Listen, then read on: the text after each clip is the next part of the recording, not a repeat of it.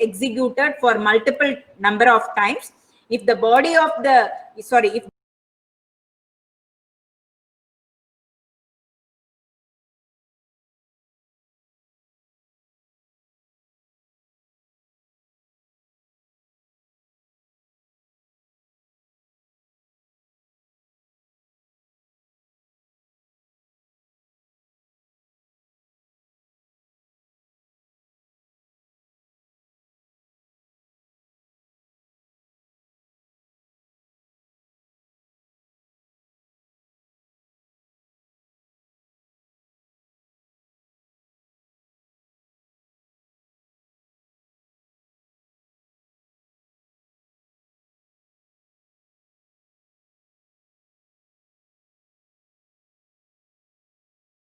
here I can give the value as do.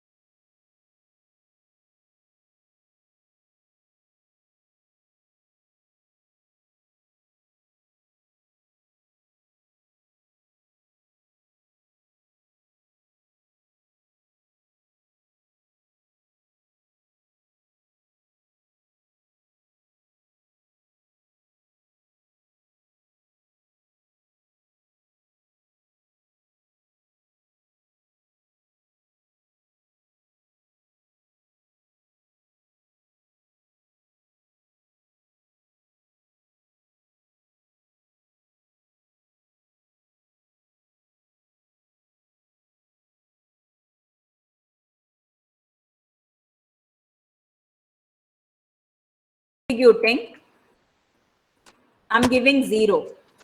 You can get the value fact is equal to 0, because even whether the condition is true or false, this block will get executed at least once. So it is executing one time, even the condition became false. That's why your output get updated. Are you clear? Yes, ma'am. See, that's the use of do while. While loop, we can call it as an entry control loop. Do while, we can call it as an exit control. See, why it is named as an entry controlled and why it is named as an exit.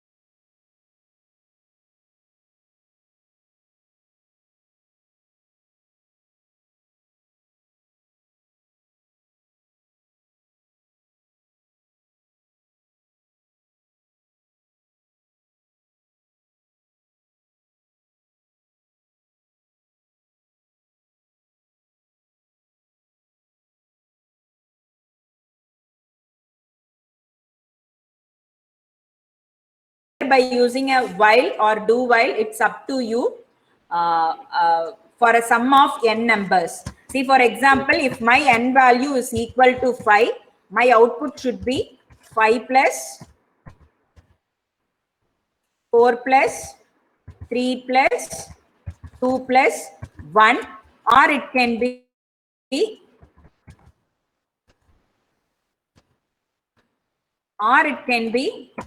1 plus 2 plus 3 plus 4 plus 5. Write a program to find the sum of n numbers. See here, can you tell me the difference? What is happening here and what is happening here? Decrement and increment. Yes, here you are decrementing the loop control variable, but here you are incrementing the loop control variable. See, if you want to decrement the loop control variable, you should have a condition like this. If you want to increment the loop control variable, by the case, it should be less than or equal to symbol. See, depending upon the thing, you can do it.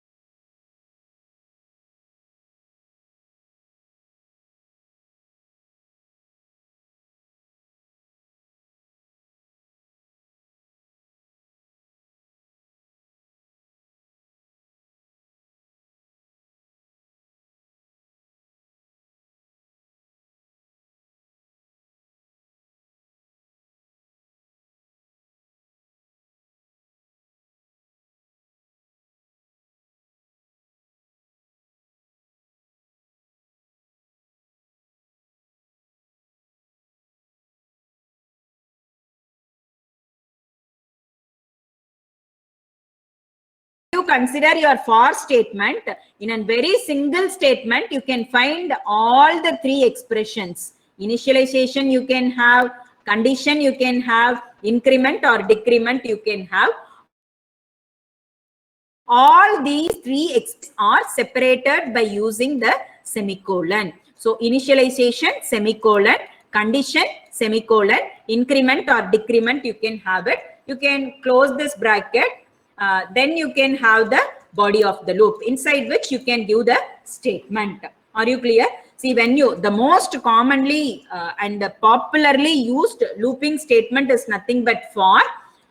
It consists of three expression. One is initialization of your loop. Next one is check for condition. This is nothing but a test condition. Next one is increment and decrement of your loop control variable or loop counter variable. This I can call it as a re-evaluation. See, this parameter, increment or decrement, I can call it as a re-evaluation parameter. See, we'll start with flow chart. Initially, how this particular for loop will get have all the statement in the single line, but how this for loop get executed in the sense, it will do the initialization, then it will check for condition. If the condition is true, the body of the loop will get executed.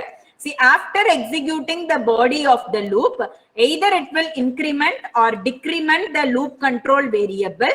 See, then again, after doing the incrementation, which means it will update the loop control variable and again it will check for condition. This will repeat until the condition becomes false. Once the condition becomes false, it will exit the for loop. This is where your for loop will get, this is the working principle of your for loop, and this is the thing your for loop get executed. So it consists of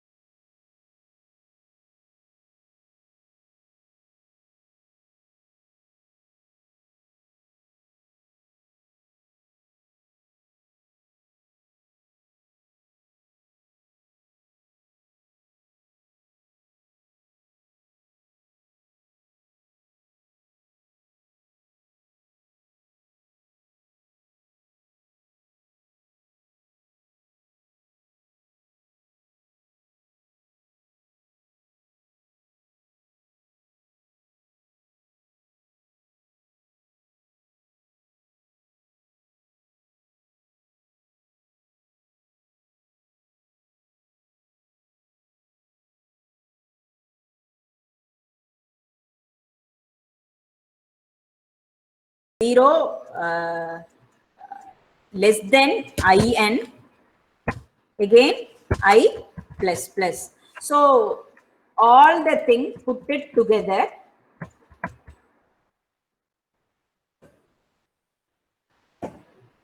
See, I want to find the summation of n numbers. So that n value, I'm giving it as a 5. See, this loop statement has to get executed for 5 times. This is the loop control variable. So initialization, I'm doing it here. Then I can find the condition. Then I can have increment or decrement. Initially, the I value starts with 0. So here it should be I. So if it is I value 5 less than, okay, we'll execute and check it. See, it should be less than or equal to. So until 5, it has to execute the particular statement.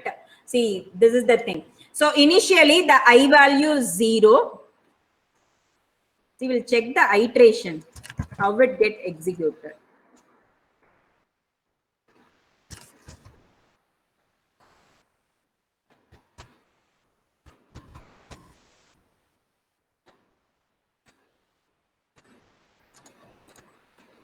See, during first iteration, see, what is an I value which is given?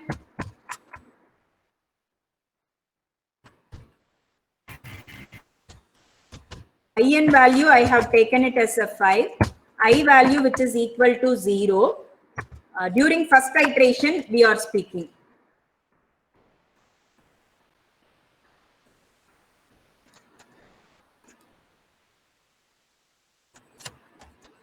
In value which is equal to 5. See, here it is I, the I value which is equal to 0. 0 less than 5. less than or equal to 5. Condition true or false? True. True. If it is true, I sum is equal to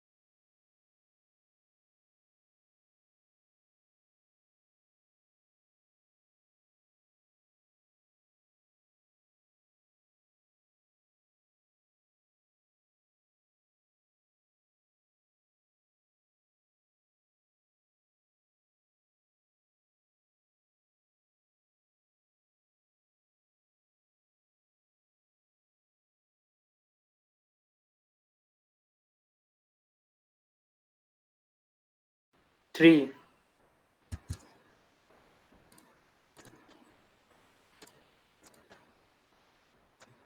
see again.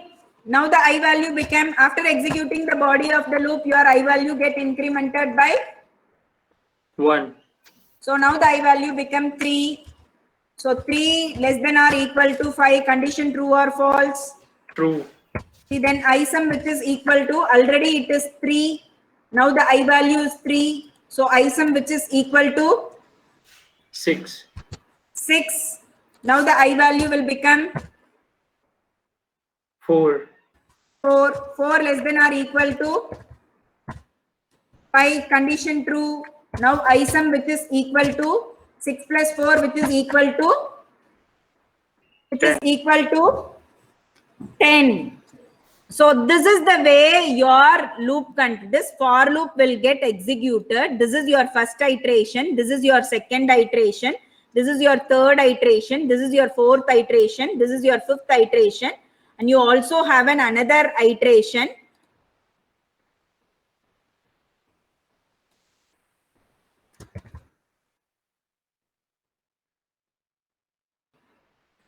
Until the condition becomes false. See, now the I value which is equal to 5. 5 less than or equal to 5. Condition true or false? True. True. Condition true. Then I sum which is equal to 15.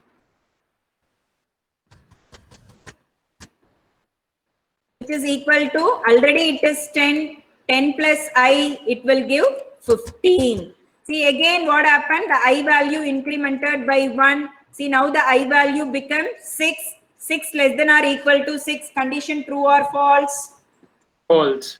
False. So what happened? Automatically it will exit the for loop. See, that is, it will comes out of the for loop, and in the after that you can find the I sum value, the latest updated value of your I sum, which is equal to 15. Are you clear?